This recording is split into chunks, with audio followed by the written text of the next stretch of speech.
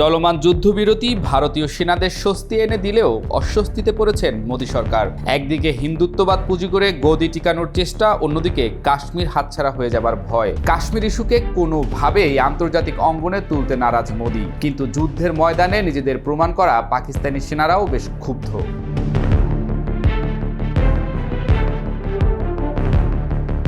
পরিস্থিতি উত্তপ্ত না হলেও ভারত ও পাকিস্তানের মধ্যে সাম্প্রতিক যুদ্ধবিরতি কেবল একটি সামরিক সমঝোতা নয়, এটি কাশ্মীর ইস্যুতে বহির্বিশ্বের প্রভাব এবং দুই দেশের কূটনৈতিক অবস্থানের এক নতুন অধ্যায়। যুদ্ধবিরতির বাস্তবায়নে যুক্তরাষ্ট্র, চীন ও সৌদি আরবের গুরুত্বপূর্ণ কূটনৈতিক ভূমিকা ছিল। তবে ভারত সরকার এই প্রচেষ্টাকে দ্বিপাক্ষিক আলোচনার ফসল হিসেবে তুলে ধরতে আগ্রহী, কারণ ভারতের রাজনৈতিক সংস্কৃতিতে তৃতীয় পক্ষের মধ্যস্থতা একটি স্পর্শকাতর ও প্রান্তিকভাবে অগ্রহণযোগ্য বিষয়। ভারতের ঐতিহাসিক অবস্থান সুস্পষ্ট। কাশ্মীর তাদের অভ্যন্তরীণ বিষয় এবং এতে আন্তর্জাতিক হস্তক্ষেপ মানে জাতীয় সার্বভৌমত্বে হস্তক্ষেপ। 1972 সালের সিমলা চুক্তিতে এ নীতির রূপরেখা স্পষ্টভাবে উল্লেখ আছে, যেখানে বলা হয়েছে যে কোনো ভারত পাকিস্তান দ্বন্দ্ব দ্বিপাক্ষিক আলোচনার মাধ্যমে মীমাংসা হবে। ভারতের এই অবস্থান একদিকে আইনি ও চুক্তিগত, অন্যদিকে তা কূটকৌশলেরও অংশ। এই নীতিগত অবস্থানের প্রতিফলন দেখা গেছে সাম্প্রতিক যুদ্ধবিরতির সময়ও। প্রেসিডেন্ট ট্রাম্প এবং মার্কো রুবিওর যুদ্ধবিরতির কৃতিত্ব দাবি করায় ভারতীয় পররাষ্ট্র মন্ত্রণালয় সরাসরি বিবৃতি দিয়ে জানিয়ে দেয়, এই সমঝোতা ভারত ও পাকিস্তানের সামরিক কর্মকর্তাদের মধ্যে সরাসরি আলোচনার ফল, কোনো তৃতীয় পক্ষের হস্তক্ষেপ নয়। ভারতের জাতীয় নিরাপত্তা উপদেষ্টা অজিত ডোভাল এবং পররাষ্ট্রমন্ত্রী এস জয়শঙ্কর উভয়েই পার্লামেন্টারি ব্রিফিংয়ে একটি কথাই বারবার বলেন যে কাশ্মীর কোনো আন্তর্জাতিক ইস্যু নয়, এটি দ্বিপাক্ষিক ও অভ্যন্তরীণ। ভারতের বিভিন্ন রাজনৈতিক ধারার মধ্যে এই বিষয়ে একটি বিস্ময়কর ঐক্য দেখা যায়। বিজেপি সরকারের কড়া জাতীয়তাবাদী অবস্থান অনুযায়ী কাশ্মীর ভারতের অবিচ্ছেদ্য অংশ এবং আন্তর্জাতিক মধ্যস্থতা মানেই ভারতের সার্বভৌমত্বে আঘাত। কংগ্রেস যদিও অপেক্ষাকৃত উদার ও নরমপন্থী, তবুও কাশ্মীর ইস্যুতে তারা কখনো আন্তর্জাতিক হস্তক্ষেপকে সমর্থন করেনি। এমনকি বাম দলগুলিও সার্বভৌমত্বের প্রশ্নে একমত। পাকিস্তানে অবস্থাটা অনেকটাই ভিন্ন। ইসলামাবাদ দীর্ঘদিন ধরে কাশ্মীর ইস্যুকে আন্তর্জাতিকীকরণের পক্ষে। পাকিস্তানের রাজনৈতিক দলগুলো আন্তর্জাতিক মধ্যস্থতাকে কৌশলগতভাবে স্বাগত জানায়, কারণ আন্তর্জাতিকীকরণ মানেই ভারতের একক দাবি খণ্ডন এবং পাকিস্তানের রাজনৈতিক অবস্থানকে বৈধতা দেয়া। সাবেক প্রধানমন্ত্রী ইমরান খান স্পষ্ট করে বলেছেন, কাশ্মীর আন্তর্জাতিক ইস্যু, জাতিসংঘের প্রস্তাবেই তা প্রতিষ্ঠিত। প্রধানমন্ত্রী শেহবাজ শরীফও সাম্প্রতিক বিবৃতিতে বলেন, আমরা চাই বিশ্বের প্রতিটি দেশ কাশ্মীরিদের পাশে দাঁড়াক। পাকিস্তানের সামরিক নেতৃত্ব কৌশলগত উত্তাপ বাড়াতে পছন্দ করে। তবে কূটনৈতিক বাস্তবতা বলছে, মধ্যস্থতা যতটা না আনুষ্ঠানিক, তার চেয়ে বেশি হচ্ছে ব্যাক চ্যানেল কৌশল। মার্কিন প্রশাসন, বিশেষত ট্রাম্প ও রুবিও কৃতিত্ব দাবি করলেও ভারতীয় পররাষ্ট্রনীতির ভাষ্য থাকে, পরোক্ষ সহযোগিতা হতেই পারে, কিন্তু সিদ্ধান্ত আমাদের নিজেদের। এই অবস্থার ফলে আন্তর্জাতিক কূটনীতিকদের জন্য ভারসাম্য বজায় রাখা কঠিন হয়ে পড়ে। তারা একদিকে শান্তির প্রতিষ্ঠার জন্য সক্রিয় থাকতে চান, অন্যদিকে ভারতের আত্মমর্যাদা ও সার্বভৌমত্ব নিয়ে প্রতিক্রিয়া এড়াতে চান। তাই অনেক সময় মধ্যস্থতা হলেও তা পরিচিত হয় সাহায্য, সমন্বয় কিংবা সহযোগিতা হিসেবে, যাতে ভারত নিজের রাজনৈতিক অবস্থান থেকে এক চুলও না সরে। অনেক বিশ্লেষক মনে করছেন, দক্ষিণ এশিয়ায় যুদ্ধবিরতি বা শান্তি চুক্তি কোনো দিনই শুধু সামরিক সিদ্ধান্ত নয়, এটি কূটনৈতিক ভাষার কৌশল এবং আন্তর্জাতিক ভূরাজনীতির জটিল প্রতিচ্ছবি। ভারতের মতো উদীয়মান শক্তির জন্য তো তা আরও বেশি।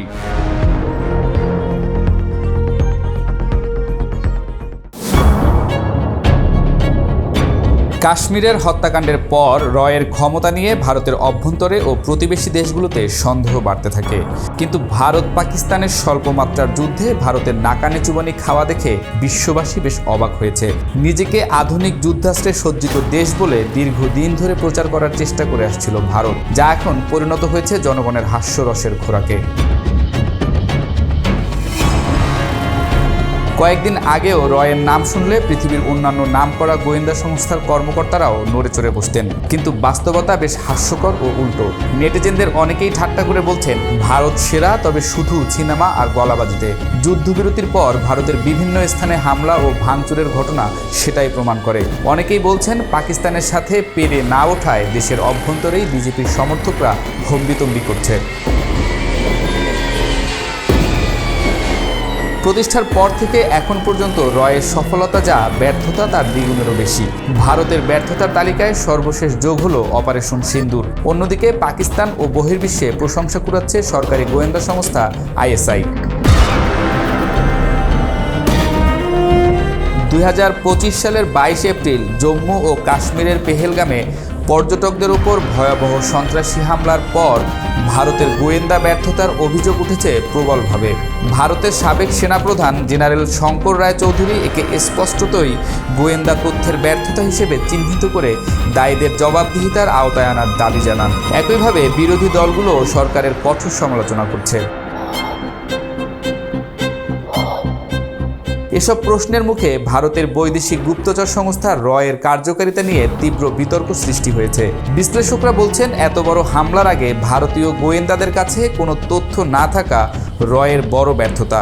দেশটির অন্যান্য গোয়েন্দা সংস্থার জন্য বিষয়টি বড় ধরনের অস্বস্তির কারণ হয়ে দাঁড়িয়েছে। মোদী সরকারের উপর ক্রমবর্ধমান চাপের মুখে গোয়েন্দা ব্যর্থতার পুনরাবৃত্তি রোধে দ্রুত পদক্ষেপ নেওয়া হয়। ইতোমধ্যে কেন্দ্রীয় সরকারের নির্দেশে জাতীয় নিরাপত্তা উপদেষ্টা বোর্ড পুনর্গঠন করে সাবেক র প্রধান অলোক যোশীকে চেয়ারম্যান নিযুক্ত করা হয়।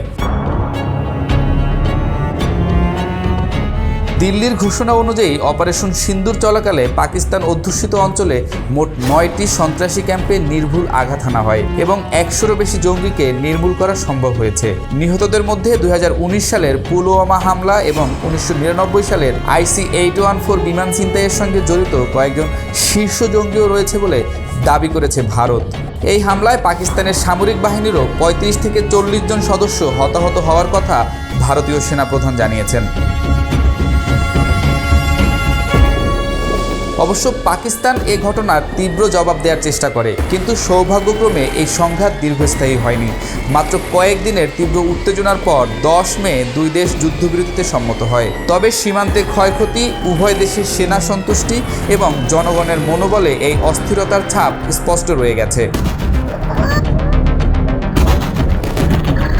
ভারতীয় গোয়েন্দা সংস্থা র একসময় দক্ষিণ এশিয়ার অন্যতম সফল সংস্থা হিসেবে পরিচিত ছিল। 1971 সালে বাংলাদেশের মুক্তিযুদ্ধে রয়ের অবদান আন্তর্জাতিকভাবে প্রশংসিত হয়। সিকিমের ভারতভুক্তি, আফ্রিকায় স্বাধীনতা আন্দোলনের সহায়তা এবং ভারতের পারমাণবিক কর্মসূচির গোপনীয়তা রক্ষার ক্ষেত্রে সংস্থাটি উল্লেখযোগ্য ভূমিকা রেখেছিল। তবে গত 2 দশকে র বারবার বড় ধরনের গোয়েন্দা ব্যর্থতার মুখে পড়েছে। কার্গিল যুদ্ধ, মুম্বাই হামলা, পুলওয়ামা এবং সর্বশেষ পেহেলগাম হত্যাকাণ্ডের মতো ঘটনা এই ব্যর্থতার তালিকা দীর্ঘ করেছে। সরকারের নিজস্ব স্বীকারোক্তিতেই গোয়েন্দা ঘাটতির বিষয়টি প্রকাশ পেয়েছে। রাজনৈতিক চাপ, তথ্য বিশ্লেষণে দুর্বলতা এবং টেকসই সংস্কারের অভাবে বিপর্যস্ত র। পাকিস্তানের আইএসআই দক্ষিণ এশিয়ার রাজনীতিতে বরাবরই সক্রিয় ও প্রভাবশালী। ভারতের অভ্যন্তরে তাদের কৌশলগত উপস্থিতি লক্ষণীয়। সিআইএর সঙ্গে যৌথভাবে আফগান মুজাহিদিনদের সমর্থন দিয়ে তারা সোভিয়েত বিরোধী যুদ্ধেও বড় ভূমিকা রেখেছিল। আইএসআইকে অনেকে পাকিস্তানের রাষ্ট্রের ভেতরে আরেক রাষ্ট্র হিসেবে দেখেন। যদিও সংস্থাটি কৌশলে দক্ষ, তবে এর বহু কর্মকাণ্ড আন্তর্জাতিকভাবে প্রশ্নবিদ্ধ। লাদেনকে আশ্রয় দেয়া বা তালিবান মদদ, এসব কারণে যুক্তরাষ্ট্র ও অন্যান্য দেশগুলোর আস্থায় চির ধরেছে। ভারত আইএসআইকে সন্ত্রাসের কারিগর হিসেবে বিবেচনা করে। র এখনও পশ্চিমা গোয়েন্দা সংস্থাগুলোর কাছে সহযোগী হিসেবে গ্রহণযোগ্য হলেও কার্যকারিতা নিয়ে প্রশ্ন রয়েছে। আর আইএসআই প্রভাবশালী হলেও সন্ত্রাসের সঙ্গে সম্পৃক্ততার অভিযোগে দুর্নাম কুড়িয়েছে। আন্তর্জাতিক সম্প্রদায় এখন 2 সংস্থার কার্যক্রমকে তীক্ষ্ণভাবে পর্যবেক্ষণ করছে।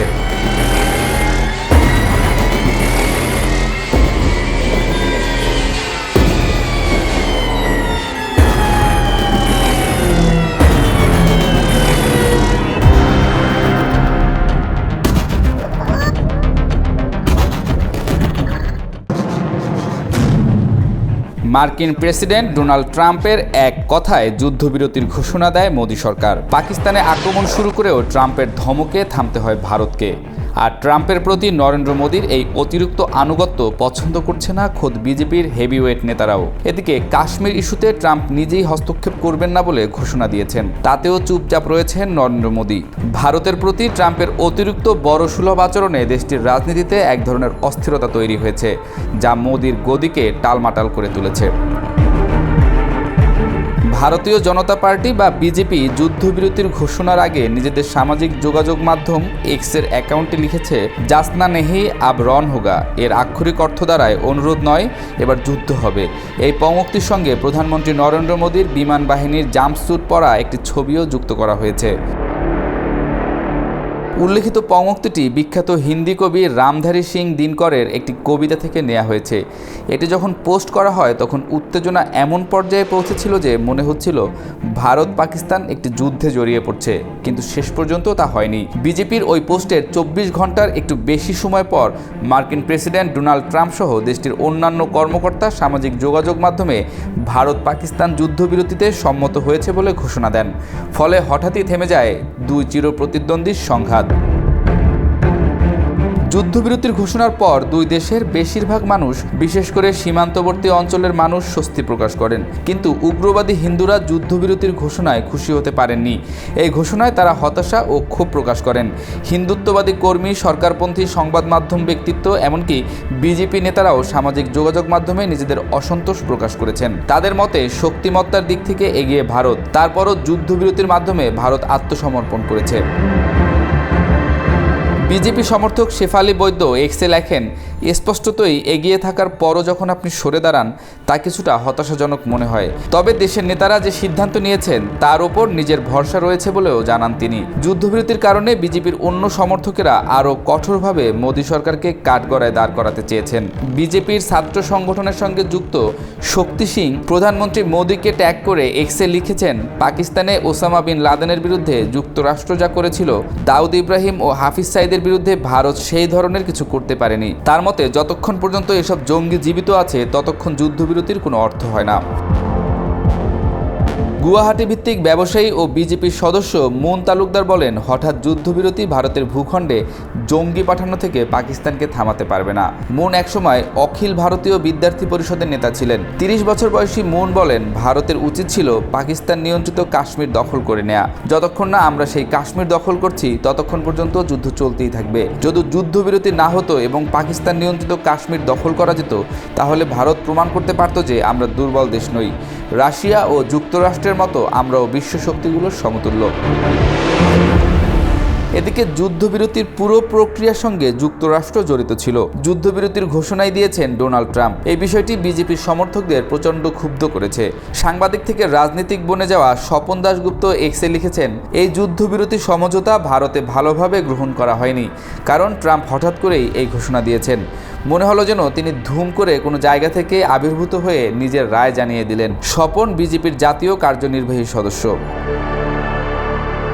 যুদ্ধবিরতিতে যুক্তরাষ্ট্রসহ অন্যান্য দেশের ভূমিকার প্রশংসা করছে পাকিস্তান, কিন্তু পাকিস্তানের বিরুদ্ধে সামরিক অভিযান বন্ধে এখন পর্যন্ত প্রকাশ্যে যুক্তরাষ্ট্রের ভূমিকার কথা স্বীকার করেনি ভারত। তা সত্ত্বেও ট্রাম্প আরেক ধাপ এগিয়ে গেছেন। গত রোববার ট্রাম্প ঘোষণা দেন, আমার পরবর্তী কাজ হলো ভারত ও পাকিস্তানের সঙ্গে নিয়ে কাশ্মীর বিষয়ে একটি সমাধান বের করার চেষ্টা করা।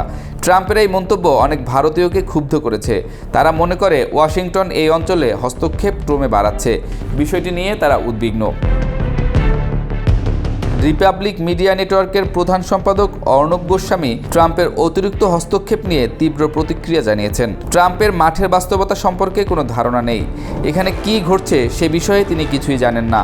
আমি মনে করি কাশ্মীর বিষয়ে তার আয়ত্তের বাইরে। এটা ট্রাম্পের স্বভাবসুলভ অতিরিক্ত হস্তক্ষেপ। আমি এটা মানি না। আমরা এটা মিটমাট করব, মন্তব্য অর্ণব গোস্বামীর। মোদী সরকার আগের আগ্রাসী অবস্থান থেকে সরে এসেছে বলে যারা মনে করছেন, তাদের অনেকে ভারতের পররাষ্ট্র সচিব বিক্রম মিস্ত্রির উপরও ক্ষোভ ঝাড়তে ভুল করেননি। তিনি ভারতের অপারেশন সিঁদুর নিয়ে এক সপ্তাহ ধরে নিয়মিত সংবাদ সম্মেলন করে আসছিলেন।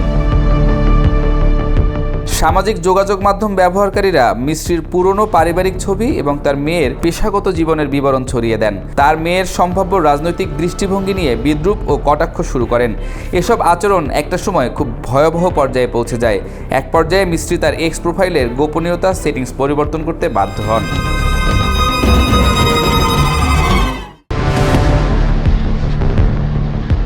সাম্প্রতিক ঘটনা প্রবাহ ঘিরে আবারও প্রশ্নের মুখে পড়েছে ভারতের সামরিক শক্তি এবং গোয়েন্দা সংস্থার কার্যক্ষমতা। বিশেষজ্ঞরা বলছেন, যেখানে ভারতের রয়েছে আধুনিক প্রযুক্তি, ড্রোন, স্যাটেলাইট নজরদারি এবং একাধিক গোয়েন্দা সংস্থা, তবু কেন তারা বারবার নিরাপত্তা ঘাটতির মুখে পড়ছে? সীমান্তবর্তী অঞ্চলে চীন ও পাকিস্তানের ক্রমাগত সক্রিয়তা এবং দেশের অভ্যন্তরে বড় ধরনের হামলার ঘটনা গোয়েন্দা তথ্য জোগাড় ও প্রতিরোধে ঘাটতির ইঙ্গিত দেয়। বিশ্লেষকদের মতে শুধু প্রযুক্তির উন্নয়ন নয়, প্রয়োজন সমন্বিত নিরাপত্তা কৌশল, দ্রুত সিদ্ধান্ত গ্রহণ এবং গোয়েন্দা তথ্যের যথাযথ বিশ্লেষণ। আর ভারত পাকিস্তান ক্ষণিকের যুদ্ধে এ বিষয়ে চূড়ান্ত ব্যর্থতার পরিচয় দিয়েছে মোদী সরকার। দেশটির সরকারি মহলে এখন গোয়েন্দা ও প্রতিরক্ষা ব্যবস্থাকে ঢেলে সাজানো নিয়েও আলোচনা শুরু হয়েছে। ভারতের মতো একটি পরাশক্তির সামরিক ও গোয়েন্দা ব্যর্থতা শুধু দেশীয় নয়, আঞ্চলিক নিরাপত্তার উপরও ফেলছে বড় ধরনের প্রভাব। এখন দেখার বিষয় মোদী সরকার এই চ্যালেঞ্জ কিভাবে মোকাবিলা করে। টানা কয়েকদিনের সংঘাতের পর 10 মে মার্কিন প্রেসিডেন্ট ডোনাল্ড ট্রাম্পের ঘোষণায় থেমে যায় ভারত পাকিস্তান যুদ্ধের ঝুঁকি। ট্রাম্প জানান তারা প্রশাসনের মধ্যস্থতায় দুই দেশের মধ্যে পূর্ণাঙ্গ ও তাৎক্ষণিক যুদ্ধবিরতি নিয়েছেন। যদিও এতে উপমহাদেশের স্বস্তি আসে, কিন্তু খোদ ভারতের ভেতরেই প্রশ্ন উঠেছে, এটা বিজয় না পরাজয়। মার্কিন ভাইস প্রেসিডেন্ট জেডি ভ্যান্স, পররাষ্ট্রমন্ত্রী মার্কো রুবিও এবং হোয়াইট হাউসের চিফ অফ স্টাফ সুজি ওয়াইলস জরুরি কূটনৈতিক হস্তক্ষেপে এই সংঘাত ঠেকান। জেডি ভ্যান্স সরাসরি ভারতের প্রধানমন্ত্রী নরেন্দ্র মোদীকে পরিস্থিতির ভয়াবহতা সম্পর্কে সতর্ক করে দেন। যুদ্ধবিরতির ঘোষণায় বিশ্ববাসী হাফ ছেড়ে বাঁচলেও ভারতের রাজনৈতিক ও সামরিক অঙ্গনে এ নিয়ে উঠেছে তীব্র বিতর্ক। ভারতের সাবেক সেনাপ্রধান ভেদ প্রকাশ মালিক প্রশ্ন তুলেছেন, আমরা আসলে কি পেলাম? সংসদ সদস্য আসাদুদ্দিন ওয়াইসির প্রশ্ন, তৃতীয় পক্ষের হস্তক্ষেপ তো ভারতের নীতির পরিপন্থী, এবার কেন ব্যতিক্রম? এই ক্ষোভের পেছনে যুক্তি আছে। ট্রাম্প শুধু যুদ্ধবিরতির ঘোষণাতেই থামেননি, কাশ্মীর ইস্যুতে সমাধানের কথাও তুলেছেন। আর এটিই ভারতের দীর্ঘদিনের অভ্যন্তরীণ বিষয়, যা দেশটির নীতিকে কাঁপিয়ে দিয়েছে। কাশ্মীরের পেহেলগামে 22 এপ্রিলের হামলার প্রতিক্রিয়ায় ভারতের অপারেশন সিন্দুর কেবল পাকিস্তানকে নয়, গোটা বিশ্বকে দেখাতে চেয়েছিল ভারতের শক্তি, কিন্তু তা আরও প্রশ্নের জন্ম দিয়েছে। পাকিস্তান পাল্টা হামলায় 5টি ভারতীয় যুদ্ধবিমান ভূপাতিত করার দাবি করে, তাও আবার চীনের গোয়েন্দা সহায়তায়। ভারতীয় পক্ষের এসব দাবি অস্বীকার করলেও মার্কিন কর্মকর্তাদের বরাতে আন্তর্জাতিক গণমাধ্যম পাকিস্তানের দাবিকেই সত্যি বলছে। রাফাল জেট নিয়ে ভারতীয় গণমাধ্যমের উচ্ছ্বাসও ধাক্কা খেয়েছে বাস্তবতার দেয়ালে। করাচিতে ধ্বংসাত্মক হামলার প্রচারণা মিথ্যা প্রমাণিত হয়েছে, যেটি ভারতীয় ভাবমূর্তির ক্ষতি করেছে। উল্টো পাকিস্তানও ক্ষেপণাস্ত্র ও ড্রোন হামলা চালিয়ে ভারতের ভেতরে আঘাত এনেছে সামরিক ঘাঁটি ও বেসামরিক এলাকায়, যা স্পষ্ট করে দেয় এই সংঘাতে ভারতের একতরফা কৌশল ব্যর্থ হয়েছে। সবচেয়ে বড় বিষয়, চীনের প্রযুক্তি ও সহায়তায় পাকিস্তানের নজরদারি ও প্রতিরক্ষা ব্যবস্থার উন্নয়ন ভারতের তুলনায় বেশি কার্যকর প্রমাণিত হয়েছে। ভারতের নিজস্ব বিশ্লেষকরাও বহুদিন ধরে সতর্ক করে আসছিলেন, পাক চীন জোটের বিরুদ্ধে দিল্লি প্রস্তুত নয়, কিন্তু নীতি নির্ধারকরা এসব সাবধানবাণীকে গুরুত্ব দেননি। এই পুরো পরিপ্রেক্ষিত ভারতের আঞ্চলিক নেতৃত্বের ভাবমূর্তি, তার সামরিক সক্ষমতা ও কূটনৈতিক নীতিকে একসঙ্গে প্রশ্নের মুখে ফেলেছে। যুদ্ধবিরতির ঘোষণাটা ট্রাম্প দিলেও আন্তর্জাতিক মহলে বিষয়টি যেন ভারতের সীমাবদ্ধতা ও পরনির্ভরতার এক অনিবার্য স্বীকৃতি। এখন দিল্লি প্রতিক্রিয়ায় সামরিকীকরণ বাড়াতে পারে, কিন্তু তা বাস্তব সমস্যার সমাধান নয়, বরং পাকিস্তান ও ভারতের মতো পারমাণবিক শক্তিধর কিন্তু অর্থনৈতিক ও মানব সম্পদে পিছিয়ে থাকা দেশগুলোর জন্য সংযমই একমাত্র দায়িত্বশীল পথ। নয়তো রাজনৈতিক আন্তরিকতা ও সংঘাতের অঙ্কচিত্রে ডুবে যাবে দুই জাতির ভবিষ্যৎ। বিশ্বের প্রতি 4 জন দরিদ্র মানুষের 1 জন এবং 35 কোটির বেশি নিরক্ষর প্রাপ্তবয়স্ক যে দুটি দেশে বাস করে, সেই ভারত ও পাকিস্তানের পক্ষে দীর্ঘদিন ধরে যুদ্ধ কিংবা সামরিক উত্তেজনা ধরে রাখা বাস্তবসম্মত নয়। চলমান সংঘাত একদিকে যেমন ভারতের উন্নয়ন যাত্রায় বড় বাধা হয়ে দাঁড়াতে পারে, অন্যদিকে পাকিস্তানের নাজুক অর্থনীতিকে সম্পূর্ণ বিপর্যস্ত করে তুলতে পারে। আর এই ক্ষতির মাত্রা হবে তাদের যে কোনো অর্জনের তুলনায় অনেক বেশি ভয়াবহ।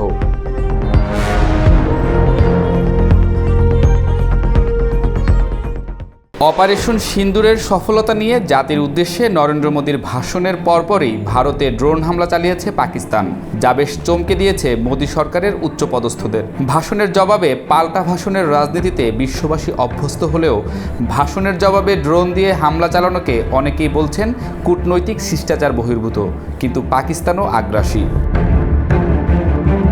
বিশ্ব মোড়লদের হস্তক্ষেপে যুদ্ধবিরতি চলাকালীন দুই দেশই হামলা ও সীমানা অতিক্রমের অভিযোগ করছে পরস্পরের বিরুদ্ধে, যা আন্তর্জাতিক রাজনীতিতে উত্তাপ ছড়াচ্ছে এবং বিদেশি কূটনীতিকদের আস্থা ও সম্মান নিয়েও প্রশ্নের জন্ম দিচ্ছে। নরেন্দ্র মোদী যখন তার ভাষণে পাকিস্তানকে শাসাচ্ছিলেন, তখন তার জবাবে ড্রোন ঢুকে পড়ে জম্মু, রাজস্থান ও পাঞ্জাবে। একাধিক জায়গায় ড্রোন ভূপাতিত করে ভারতীয় সেনারা। নরেন্দ্র মোদী জাতির উদ্দেশ্যে দেয়া ভাষণে বলেন, সন্ত্রাস ও শান্তি একসাথে চলতে পারে না এবং স্পষ্ট জানিয়ে দেন পাকিস্তানের সঙ্গে ভারতের আলোচনার একমাত্র বিষয় হতে পারে সন্ত্রাসবাদ এবং পাকিস্তান অধিকৃত কাশ্মীর। পাকিস্তানের পারমাণবিক ব্ল্যাকমেইলের প্রসঙ্গে মোদী বলেন, ভারত এমন ব্ল্যাকমেইল সহ্য করবে না এবং প্রয়োজনে কঠোর জবাব দেবে। এই এক লাইনে তিনি বুঝিয়ে দিলেন পরমাণু হুমকি দিয়ে ভারতকে চুপ করানো যাবে না। কিন্তু তৎক্ষণাৎ দেশটিতে পাকিস্তানের ড্রোন হামলা কি কাকতালীয় না সুপরিকল্পিত, এমন প্রশ্ন তুলছেন বিশ্লেষকরা। কিন্তু কাকতাল কি এতটাই নিখুঁতভাবে সময়মাফিক হতে পারে? মোদীর ভাষণের কিছুক্ষণের মধ্যেই পাকিস্তানি ড্রোন ঢুকে পড়ল ভারতীয় আকাশে এবং একযোগে 3টি রাজ্যে হামলা চালালো। এটাকে অনেকেই এক প্রকার সাবধানবাণী হিসেবে দেখছেন। আর শুধু ঢুকে পড়া নয়, পাকিস্তান দাবি করছে তারা ভারতের অত্যাধুনিক রাফাল যুদ্ধবিমান ও ইসরায়েলি ড্রোন ধ্বংস করেছে। যদিও দিল্লি আনুষ্ঠানিকভাবে এই দাবিকে অস্বীকার করেছে, তবে সেনাবাহিনীর অভ্যন্তরে পাকিস্তানি সেনাদের রণকৌশল নিয়ে শঙ্কা রয়েই যাচ্ছে। পাকিস্তানের ড্রোন প্রযুক্তি এবং যুদ্ধ প্রস্তুতি হয়তো আগের চেয়েও শক্তিশালী। বিশ্লেষকরা বলছেন, যুদ্ধ জয় এখন আর শুধু অর্থনীতি বা অস্ত্রের সংখ্যা দিয়ে হয় না। তথ্য প্রযুক্তি ও সামরিক কৌশল যেখানে ঠিকঠাক কাজে লাগানো যায়, সেখানে দুর্বল অর্থনীতিও শক্তিশালী প্রতিপক্ষকে চমকে দিতে পারে এবং পাকিস্তান ঠিক সেটাই করেছে। ভারতের সাথে প্রায় 10 গুণ অর্থনীতির পার্থক্য থাকা সত্ত্বেও পাকিস্তান প্রমাণ করেছে আক্রমণের দিক থেকে তারা এখনও আগ্রাসী এবং সাহসী। তাই প্রশ্ন উঠছে, পাকিস্তান যদি এই পরিস্থিতিতে ভারতকে এমন জবাব দিতে পারে, তাহলে অর্থনৈতিক সক্ষমতা থাকলে তারা কি করত? এই প্রশ্নটাই এখন অস্বস্তির জন্ম দিচ্ছে দিল্লির উচ্চ মহলে। ভারত যতই অর্থনৈতিক পরাশক্তি হোক না কেন, যুদ্ধ ও গোয়েন্দা ব্যর্থতা তাদেরকে এক ধাক্কায় বন্দুকের সামনে এনে দাঁড় করিয়েছে। আর পাকিস্তান সীমান্তের ওপার থেকে ড্রোন হামলা চালিয়ে ভাষণের জবাব দিচ্ছে। সামরিক শক্তি, কূটনৈতিক ছলচাতুরি আর রাজনৈতিক প্রতিক্রিয়ার এই ত্রিমুখী যুদ্ধেই এখন দক্ষিণ এশিয়ার নিরাপত্তা ও স্থিতিশীলতার ভবিষ্যৎ নির্ভর করছে। নরেন্দ্র মোদীর ভাষণ ও পাকিস্তানের ড্রোন হামলা কোনো বিচ্ছিন্ন ঘটনা নয়, এটা এখন এক প্রকার স্নায়ুযুদ্ধ। এখানে কথা দিয়ে শুরু হওয়া হুঁশিয়ারির জবাব দেয় ড্রোন হামলা। ভারতের ওপর দিন দিন ডোনাল্ড ট্রাম্পের চাপ বাড়ছেই, তবে এই চাপের বেশিরভাগই মানসিক, যা নিতে পারছে না নরেন্দ্র মোদীও। ভারতের অভ্যন্তরীণ প্রতিটি বিষয়ে ডোনাল্ড ট্রাম্পের বড় ভাই সুলভ আচরণ ক্ষতির কারণ হয়ে দাঁড়িয়েছে ক্ষমতাসীনদের জন্য। আর এমন অবস্থায় নরেন্দ্র মোদী না পারছে গিলতে, না পারছে ফেলতে। হাসিনা সরকারের দীর্ঘ সময়ে ভারত আর নরেন্দ্র মোদী বাংলাদেশকে ছোট ভাই বানিয়ে ছড়ি ঘুরিয়ে এসেছে। ইচ্ছে মতো সুবিধা যেমন নিয়েছে, তেমনি প্রতিটি ক্ষেত্রে মোদীর হস্তক্ষেপ ছিল বড় ভাই কড়া শাসনের মতো। হাসিনা সেটা মেনেই নিজেকে সঁপে দিয়েছিল মোদীর একতরফা সিদ্ধান্তের বিকিকিনিতে। বাংলাদেশের মতোই অবস্থা এখন ভারত আর মোদী সরকারের। তবে হাসিনার পতনের পর বাংলাদেশ মেরুদণ্ড সোজা করে দাঁড়িয়েছে। ন্যায্যতা আর সমতার বিষয়ে কোনো আপোষ করছে না ভারতের সঙ্গে, কিন্তু নরেন্দ্র মোদী সেটাও পারছেন না, কারণ তার উপর থাবা পড়েছে বিশ্ব মোড়লের। যেখানে ন্যায্যতা আর সমতা তো দূরের কথা, হুকুম তামিল না করলেই এক থাবায় দাগ বসিয়ে দেবে যুক্তরাষ্ট্র। সেটা ভালো করেই জানেন নরেন্দ্র মোদী। তাই তো মাথা চুলকে সুবোধ বালকের মতো কেবল অর্ডার মেনে নিতে হচ্ছে। তবে ভারতের অভ্যন্তরীণ বিষয়ে ট্রাম্পের এত আগ্রহকে পছন্দ করছে না ভারত। বিরোধী রাজনৈতিক দলগুলো থেকে শুরু করে খোদ ক্ষমতাসীন বিজেপিও এখন মোদীর সমালোচনা করছে। কাশ্মীর ইস্যুতে মধ্যস্থতার প্রস্তাব দিয়ে আলোড়ন তুলেছেন মার্কিন প্রেসিডেন্ট ডোনাল্ড ট্রাম্প। মার্কিন এই প্রস্তাবকে কেন্দ্র করে ব্যাপক চাপে পড়েছে ভারত এবং মোদী সরকার, কারণ দেশটি ঐতিহাসিকভাবেই তৃতীয় পক্ষের মধ্যস্থতা প্রত্যাখ্যান করে আসছে। সম্প্রতি সামাজিক যোগাযোগ মাধ্যমে ট্রাম্প জানান, ভারত ও পাকিস্তান 4 দিনের সীমান্ত উত্তেজনার পর পূর্ণ ও তাৎক্ষণিক যুদ্ধবিরতিতে সম্মত হয়েছে, যা মার্কিন মধ্যস্থতায় সম্ভব হয়েছে। ট্রাম্প আরও বলেন, 1000 বছরের দ্বন্দ্বের অবসান ঘটিয়ে কাশ্মীর সংকটের সমাধানে আমি 2 দেশকে সহায়তা করতে প্রস্তুত। আমি দ্রুতই এই বিষয়ে 2 দেশের সঙ্গে আলোচনায় বসব। ভারত কাশ্মীরকে তার অখণ্ড অংশ হিসেবে দেখে এবং তৃতীয় পক্ষের হস্তক্ষেপে বরাবরই আপত্তি জানিয়ে এসেছে। বিশেষ করে 2019 সালে জম্মু কাশ্মীরের বিশেষ মর্যাদা বাতিলের পর এই ইস্যুতে ভারতের অবস্থান আরও কঠোর হয়েছে। গত মাসে কাশ্মীরে এক হামলায় 26 জন নিহত হয়। ভারত এই হামলার জন্য পাকিস্তানকে দায়ী করে এবং জবাবে পাকিস্তানের অভ্যন্তরে সন্ত্রাসী অবকাঠামো লক্ষ্য করে বিমান হামলা চালায়। পাকিস্তানও তার পাল্টা জবাব দেয়। এরপর থেকেই শুরু হয় টানা সীমান্ত সংঘর্ষ। মার্কিন হস্তক্ষেপে আপাতত সংঘর্ষ কমলেও দিল্লি পড়েছে কূটনৈতিক বিপাকে। সাবেক পররাষ্ট্র সচিব শ্যাম শরণ বলেন, এটি ভারতের দীর্ঘদিনের অবস্থানের পরিপন্থী। অন্যদিকে ইসলামাবাদ ট্রাম্পের মন্তব্যকে স্বাগত জানিয়ে বলেছে, কাশ্মীর সমস্যার সমাধানে মার্কিন সহায়তা শান্তি ও নিরাপত্তার জন্য গুরুত্বপূর্ণ। এই পরিস্থিতিতে ভারতীয় রাজনীতিতেও শুরু হয়েছে বিতর্ক। বিরোধী কংগ্রেস জানতে চায়, তবে কি ভারত তৃতীয় পক্ষের মধ্যস্থতা গ্রহণ করছে? ভারত পাকিস্তান কূটনৈতিক চ্যানেল কি আবার খুলছে? মার্কিন পররাষ্ট্রমন্ত্রী মার্কো রুবিও বলেছেন, 2 দেশ একটি নিরপেক্ষ স্থানে আলোচনায় সম্মত হয়েছে। তবে এই খবর দিল্লির জন্য ছিল সম্পূর্ণ অপ্রত্যাশিত। পররাষ্ট্রমন্ত্রী এস জয়শঙ্কর কঠোরভাবে জানান, সন্ত্রাসবাদের বিরুদ্ধে ভারতের অবস্থান দৃঢ় এবং আপোষহীন। এটি আগামীতেও বজায় থাকবে।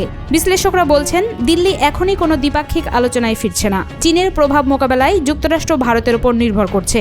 কোয়াড জোটে ভারত একটি গুরুত্বপূর্ণ অংশীদার। এমন পরিস্থিতিতে মার্কিন চাপ সামাল দিতে কৌশলী হতে হবে মোদী সরকারকে।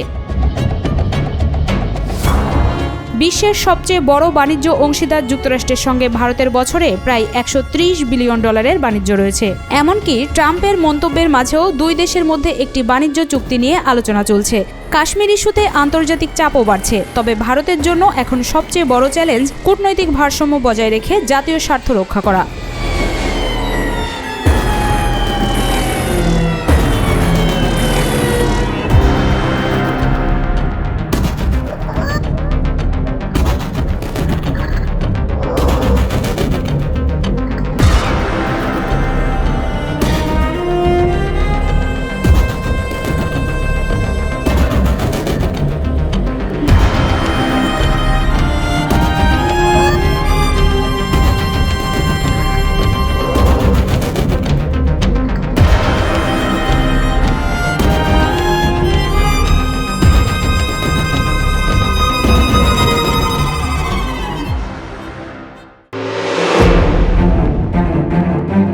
হুতিদের হুঙ্কারে এবার উত্তাল হলো লোহিত সাগর।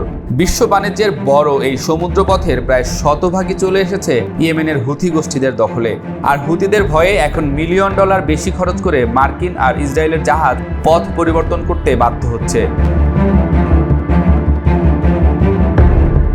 লোহিত সাগরের ঢেউয়ে ঢেউয়ে মিশেছে হুতিদের রক্তচক্ষু।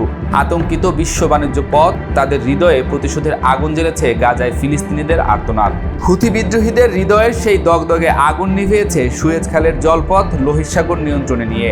এই বাণিজ্যিক রুটে পশ্চিমা অর্থনীতির হৃদস্পন্দনও কাঁপে তাদের হাতের ইশারায়। শত শত জাহাজ দিক হারিয়েছে, বাণিজ্যিক গতিপথ বদলেছে, লোহিত সাগরের রক্তিম দিগন্তে এখন কেবল হুথিদের ছায়া, এক নীরব হুঙ্কার, এক নতুন আঞ্চলিক শক্তির উত্থান, যা বিশ্ব মঞ্চে ফেলেছে এক গভীর প্রভাব।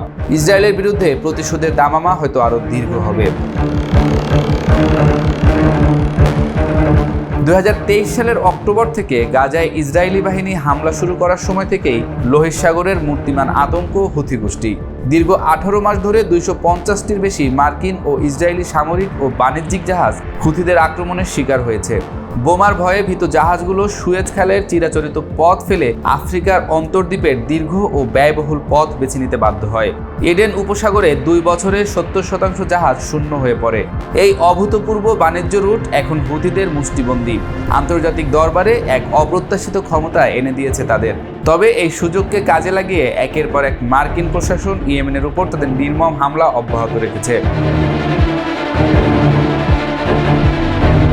শেষ পর্যন্ত লোহিত সাগরে দাপটের কাছে মাথা নুয়েছে সুপার পাওয়ার যুক্তরাষ্ট্র।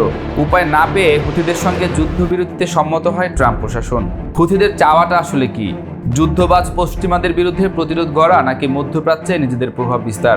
তেমনটাই মনে করছেন ইতালি ইনস্টিটিউট ফর ইন্টারন্যাশনাল পলিটিক্যাল স্টাডিজের senior associate research fellow Eleonora Ardemagni. Eleonora আল দেমাগনির মতে, মার্কিন জাহাজ এবং ইসরায়েলের উপর আক্রমণকে পুঁজি করে জনমত তৈরি করে নিজেদের সেনা বাড়াচ্ছে হুথিরা। ইয়েমেনের সানার ধর্মীয় বক্তা আব্দুল করিমের কণ্ঠে শোনা গেল এমনই সুর। তার মতে, বিগত বছরগুলো সঠিক পথেই হেঁটেছে তার দেশ। 2023 সালে গাজার মাঠ যখন ইসরায়েলি বোমারু বিমানের নৃশংসতায় ক্ষত বিক্ষত, ঠিক তখনই লোহিত সাগরে হুথিদের ড্রোন আর ক্ষেপণাস্ত্রের ঝাঁক ইসরায়েল সংশ্লিষ্ট বাণিজ্যিক জাহাজগুলোর শান্ত জলরাশিকে উত্তাল করে তুলেছিল। অবশেষে আপাত দৃষ্টিতে লোহিত সাগরে সেই রণক্ষেত্র শান্ত হয়েছে। যদিও ইসরায়েল জাহাজ এবং ভূখণ্ড তাদের আক্রমণের নিশানায় থাকবে আগের মতোই। এই সমুদ্র থেকে যুদ্ধে হুথিরা যেমন একদিকে নিজেদের জনপ্রিয়তা অর্জন করেছে, তেমনি বিশ্বজুড়ে তাদের একটি ভীতিকর খ্যাতি তৈরি হয়েছে। ফিলিস্তিনিদের সমর্থনে আন্তর্জাতিক জলসীমায় এবং ইসরায়েলের উপর দূরপাল্লার ক্ষেপণাস্ত্র হামলা হুথিদের অভ্যন্তরীণ প্রচারণার প্রধান হাতিয়ার হিসেবে কাজ করছে। এই জনপ্রিয়তা তাদের বাহিনীতে নতুন যোদ্ধা নিয়োগের ক্ষেত্রে অভাবনীয় সাফল্য এনেছে। জাতিসংঘের তথ্য অনুযায়ী 2022 সালে হুথিদের যোদ্ধার সংখ্যা ছিল 2,20,000। 2024 সালে এসে তা দাঁড়িয়েছে 3,50,000-এ। আর এই পরিসংখ্যানই প্রমাণ করে নিজেদের পরিকল্পনায় সফল হুথিরা।